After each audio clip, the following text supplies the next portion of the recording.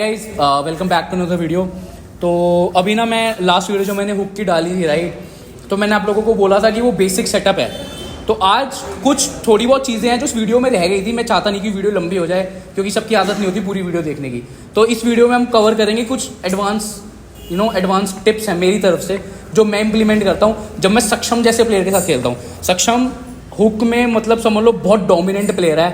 आपने दिल्ली स्टेट की मैंने वीडियोस डाली थी, उसमें आप देख सकते हो, मैं दोबारा डाल दूंगा, आप देखना। सक्षम दिल्ली के जो बेस्ट प्लेयर्स हैं उनको बहुत इजीली कप कर लेता है, ठीक है ना।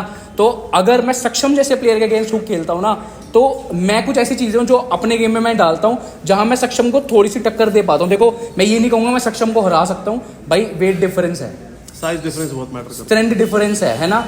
लेकिन ये नहीं है कि मैं उम्मीद ही छोड़ दूं कि मैं हरा नहीं सकता, राइट, क्योंकि कभी तो हराऊंगा। तो कुछ ऐसी चीज़ें हैं जहाँ जो चीज़ें मैंने इंप्लीमेंट की हैं और मेरे को पर्सनली फील हुआ कि सक्षम को भी वो चीज़ थोड़ी डिफिकल्टी देती है। और अगर ये जो टेक्निक बता रहा है ये स्पेसिफिकली ज़रूरी नहीं है आप अपने से 40 किलो ऊपर के बंदे पे ही लगाओ।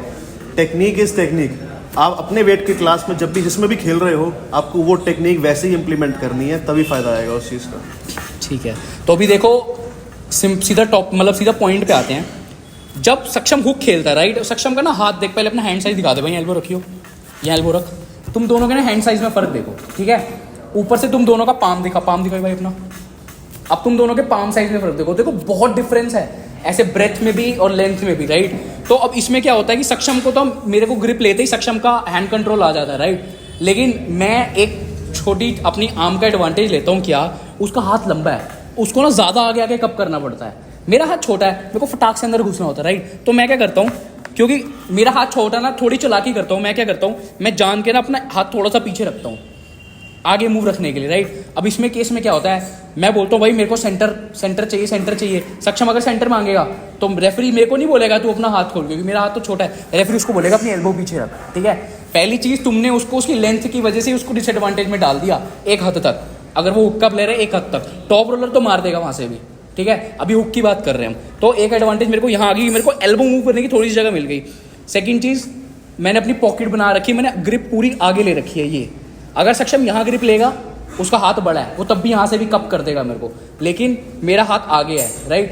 तो मैंने आगे रख के अपनी पॉकेट बना रखी है यहाँ पे, राइट, ठीक है। अब इनिशिएट कैसे करता हूँ मैं, एल्बो पीछे रखी हुई है यहाँ पे, रेडी गो पे आगे मूव करके कप, आगे मूव करके कप, ठीक है। दोनों ने कप बनाया, मैं थोड़ा एडवांटेज पे आ गया हूँ। सक्षम का हाथ नीचे आ गया, देखो नीचे आ गया, मेरा हाथ उसकी पूरी रिस्ट पे है, ठीक है। अब यहाँ पे सेकंड चीज़, मैं चाहूँ तो ऐसे साइड प्रेशर मारूंगा, लेकिन दो मेरे से हैवी वेट है तो उसकी ऑब्वियसली बाइसेप स्ट्रेंथ मुझसे ज़्यादा है। मैं वो बेवकूफ़ी नहीं करता, मैं वेट करता हूँ, थोड़ा सा वेट करता हूँ अपनी मूवमेंट बनाने का, अपनी कंटेनमेंट लेने का, राइट। सक्षम थोड़ा सा हिट मारी भाई, देखो वो यहाँ हिट मारेगा, ऑब्वियसली वो हैवी वेट प्लेयर है, कहीं ना कहीं उसके दिमाग में रहेगी कि तुम हल्के प्लेयर हो, तुम्हें खींचता चला जाएगा। इस चीज़ की हमेशा एडवांटेज उठानी चाहिए, तुम तैयार रहो। मैं अपना शोल्डर लगा के हमेशा रेडी रहता हूँ कि अटैक आएगा, मार अटैक बार भाई।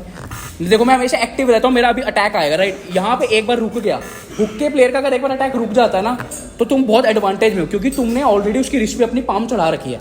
फिर मैं क्या करता हूँ, यहाँ से मैं शोल्डर को आगे ड्रैग करते हुए, ये देखो ये वाली मूवमेंट मारते हुए, मैं ये वाली मूवमेंट मारते हुए अपनी कंटेनमेंट लाता हूँ। उसके बाद फिर ऑल आउट रहता है भाई। देखो वो हैवी वेट है, उसको हल्के में नहीं ले सकते, तुम्हें अपनी पूरी स्ट्रेंथ, पूरा एक्सर्शन देना है, क्योंकि जब तुम किसी इवेंट में खेल रहे हो हैवी वेट से तभी मैच पड़ेगा जब तुम सीसी में आ गए हो, ठीक है ना। तो उसमें मैं इस केस में क्या करता हूँ, मैं पूरा अपना एक्सर्शन डालता हूँ, पूरा बॉडी वेट डाल देता हूँ मैं यहाँ पे अगर आ गया। अब मैं ये नहीं करता, मैं यहाँ हाथ नहीं खोलने देता, मैं अपनी कोशिश करता हूँ मेरा हाथ यहीं रहता है, राइट। अब समझ लो यहाँ सक्षम ने रोक दिया, यहाँ रोक दिया, अब यहाँ पे मैं उसको पिन नहीं कर पा रहा, राइट। अब यहाँ पे मेरा मेन फोकस क्या रहता है, और कपिंग करने का। जितना मैं उसके हाथ पे रहूँगा उतना मैं एडवांटेज में रहूँगा, क्योंकि एक हद तक चाहे वो स्ट्रॉन्ग है, एक हद तक उसकी फटीगनेस तो आएगी ना, with size comes fatigueness also, ये ध्यान रखना। लाइट वेट का प्लेयर जल्दी फटीग नहीं होता, हैवी वेट का प्लेयर हमेशा जल्दी फटीग होता है लाइट वेट से कंपैरेटिवली। तो मेरा टारगेट रहेगा उसको फटीग करना है यहाँ पे। अगर मैं अच्छे एंगल पे हूँ, मैं यहाँ आ गया, मैं उसको पिन नहीं कर पा रहा ना, कोई बात नहीं, मैं देखो मेरी पाम देखो, मैं आगे आऊँगा, आगे ये देखो ये मूवमेंट लानी है, ये वाली मैं आगे आ गया यहाँ पे। अब मैं यहाँ कंट्रोल कर रहा हूँ, जहाँ मेरे को लगेगा वो हल्का सा छोड़ रहा है वहाँ पे गो। अब ये तो मेरा हो गया पर्सपेक्टिव, राइट। अगर सक्षम मैं यहाँ पे हूँ, राइट, तो एक हैवी वेट प्लेयर को क्या करना चाहिए, या दो लाइट वेट प्लेयर्स हैं, मान लें हम दोनों सेम वेट के हैं, तो तू क्या करेगा इस केस में, तेरा क्या पर्सपेक्टिव है, तेरा क्या पॉइंट ऑफ व्यू है इस चीज़ पे। पहले ही आशीष का शोल्डर और रिस्ट मेरे शोल्डर लाइन को कट कर रही थी ऑलरेडी, इसलिए वो हमेशा ऑफेंसिव में ही गया मेरे साथ। और जब मैं यहाँ पे आ गया, ये होती है डिफेंसिव पोजीशन। अब जैसे वैभव ने बताया होगा पिछली वीडियो में कि डिफेंसिव हुक को कैसे इम्प्लीमेंट करते हैं, और एक तरीका भी होता है डिफेंस में जाने का, जिसमें आप अपनी प्रोनेशन नहीं छोड़ते, अपनी कपिंग नहीं छोड़ते और अपना साइड प्रेशर भी नहीं छोड़ते। अगर आप सीधे सीधे खड़े डिफेंस कर रहे हो, अभी आपके पास कुछ नहीं है, सब खत्म है, मैं यहाँ से कुछ नहीं कर पाऊंगा, मैं सीधा पिन हो जाऊंगा।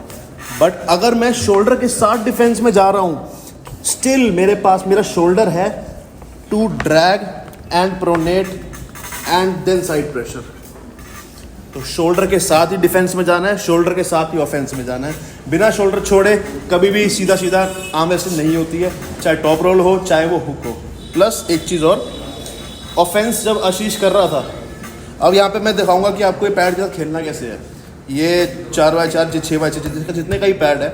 जब भी आप ऑफेंस का देखोगे, हुक का प्लेयर वो यहाँ आता है, एज पे रहता है वो हमेशा पैड के पीछे। देखो कितनी जगह खाली छूट रही है।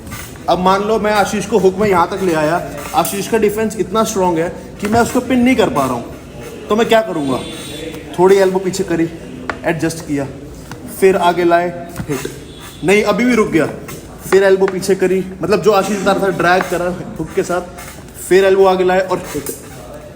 तो ये होता है best utilization of pad as well. आपको ऑफेंस में जाने के बाद पूरे पैड का इस्तेमाल करना है। आप 4x4 के पैड को 6x6 बना दो, आपकी कभी एल्बो बाहर नहीं जाएगी और आपके पास एडवांटेज रहेगा। अभी इस चीज़ का मेन रीज़न बताने का क्या है, बिकॉज एक हुक का प्लेयर है ना, उसका सारा गेम ना उसके फ्लेक्सर पे रहता है, राइट। तो जितना वो मेरे हाथ पे अटैक मारता रहेगा, जितनी देर मैं डिफेंसिव पे रहूंगा ना, मेरा फटीग होता रहेगा हाथ। एक पॉइंट ऑफ टाइम आएगा जब मेरा हाथ इतना फटीग हो जाएगा, मेरी फिंगर स्ट्रेंथ कम होने लग जाएगी, और वो ऐसा पॉइंट है जहाँ पे जिसको टॉप रोल मारना नहीं आता वो भी आपको टॉप रोल मार जाएगा, ठीक है। तो अभी ये हम दोनों का पॉइंट ऑफ व्यू था हुक वर्सेज हुक पे, राइट, कि कैसे मैं एक हैवी वेट प्लेयर को टैकल करता हूँ, और कैसे अगर आप दोनों सेम वेट के हो, आप दोनों एक दूसरे को कैसे टैकल कर सकते हो, राइट। तो ये टेक्निक पर्टिकुलरली हैवी वेट के अगेंस्ट नहीं है। अगर एक हैवी वेट के अगेंस्ट काम कर रही है तो ऑब्वियसली लाइट वेट के अगेंस्ट तो वंडर कर देगी, है ना। बट वो सब आपकी इंप्लीमेंटेशन पे है, और ज़रूरी नहीं है ये चीज़ हर किसी के लिए काम करे।